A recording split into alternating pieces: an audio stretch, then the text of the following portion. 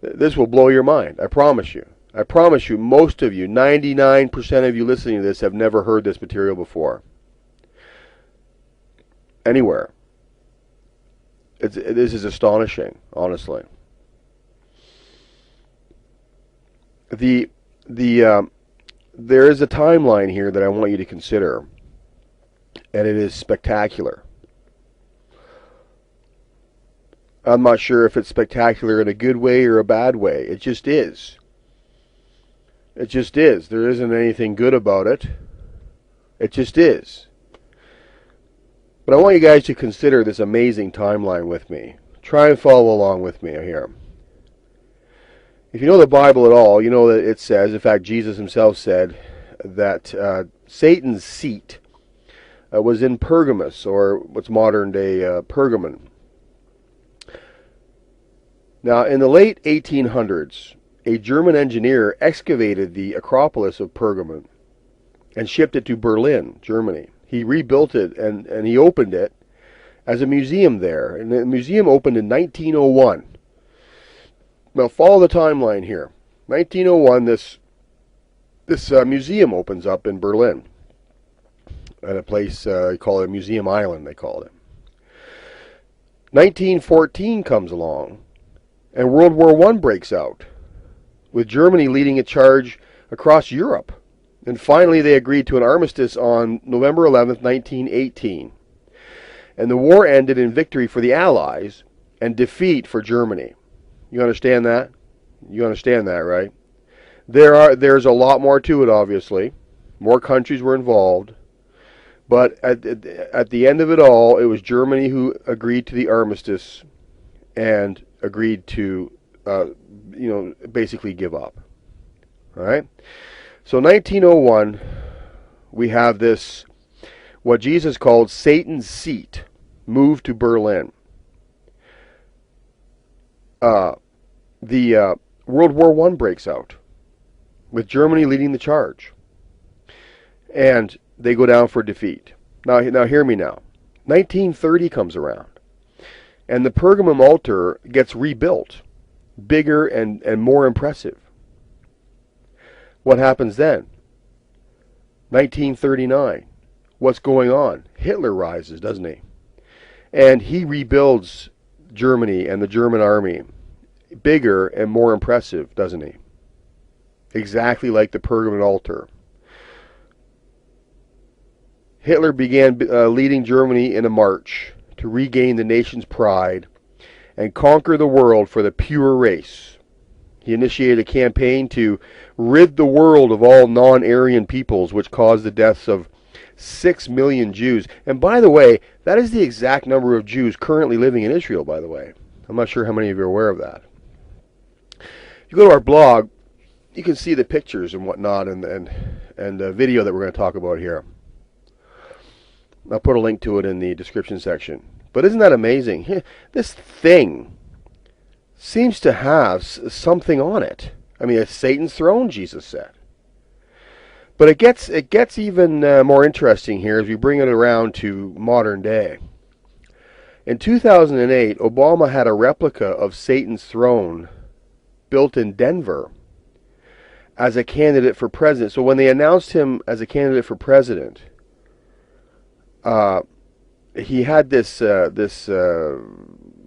was, people didn't realize the connection here. But hear me now. In July of 2008, Obama went to Berlin, and he made that famous speech. We have the video of his speech up on our blog, that same blog article. But he said in the speech that well, this is what he said. He said, quote, "The walls between old allies and on either side of the Atlantic cannot stand," he said, speaking not far from where the Berlin Wall once divided the city. "The walls between the countries with the most and those with the least cannot stand. The walls between races and tribes, natives and immigrants, Christian and Muslim and Jew cannot stand," he said. So he is going to bring about syncretism. Barack Obama, we've documented this. Barack Obama is a syncretist. He conflates all of the world's philosophies into one. And he uses syncretism as a form of taqiyya, which is lying for Islam. He's practicing taqiyya in order to prop up his Muslim Brotherhood buddies. P.P. Simmons has documented all of this. But here we have syncretism in his speech in Berlin. And then he says this. He says, people of Berlin, people of the world. Now, what country was he running for president here? Was he? It almost seems like he's running for ruler of the world, doesn't it? Because he says, people of Berlin, people of the world, this is our moment. This is our time, he said. Here's the thing. That's what he said in Berlin back in July 2008. And then he comes back home to Denver, Colorado, where he builds a replica of Satan's throne in Denver. We have a picture of it. And he stands in front of the Acropolis and he gives his acceptance speech to be the candidate for president. Here we have this guy. He comes right out of nowhere. Who is this guy? A person relatively unknown to the world and still is to this day, would then go on to become ruler of the most powerful nation on earth. What is the attraction to Berlin? Well, guess what, folks? The seat of Satan is there. It was moved.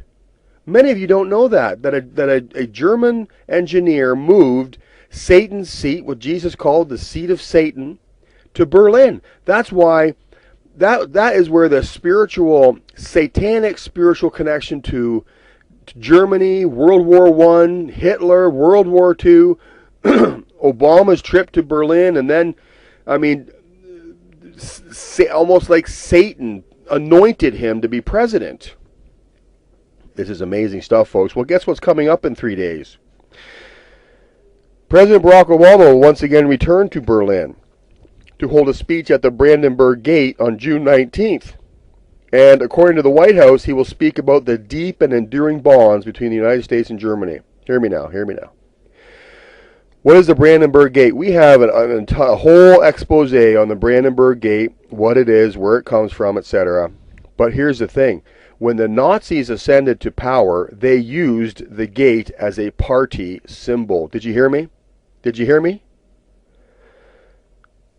President Obama will speak at the Brandenburg Gate, which was once a symbol for the Nazi party, folks. Are you hearing me here? Are you hearing me? There is something spiritual. There is a satanic connection between Berlin and world leaders. And I want you to know that Barack Obama, he is an evil man. And he's an evil president. There's something evil about this guy. Many people have seen it. Many people have commented on it.